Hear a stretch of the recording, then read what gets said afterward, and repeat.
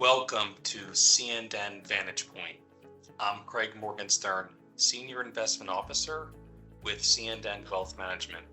And today's podcast will provide a market review for the month of July 2026 and our current outlook. Investors navigated an eventful month shaped by escalating trade policy, a divided Federal Reserve, and a pronounced rotation beneath the surface of the major equity indices. The U.S. Trade Representative announced a new tariff regime imposing duties of 10 to 12.5% on imports from major trading partners, including Canada, Mexico, and the UK. The action replaces portions of an earlier tariff framework which faced legal challenges, renewing uncertainty around global supply chains and earnings. The Fed remains sharply divided. New chair Kevin Warsh opened his tenure declaring that prices are too high, underscoring a hawkish focus on inflation. His second meeting as chair, held July 28th and 29th, featured a divided vote and a noticeably terser, less forward guidance-driven communication style than markets had grown accustomed to. Futures now assign little probability of a near-term rate cut, with the policy debate centered on whether the committee remains on hold or resumes tightening later this year. Adding to the volatility, U.S. strikes on Iran briefly sent oil prices surging before a fragile pause eased tensions. Beneath the headlines, investors rotated out of high multiple technology and semiconductor names into value sectors, including financials and energy, while gold and silver rallied as investors hedged against both inflation risk and a more hawkish Fed.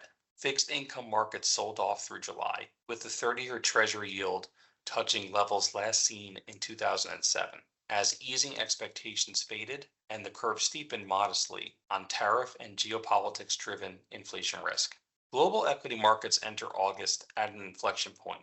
The AI-driven rally that delivered concentrated returns in a handful of mega-cap technology names has given way to broader leadership, with small caps, industrials, financials, and non-U.S. markets rallying.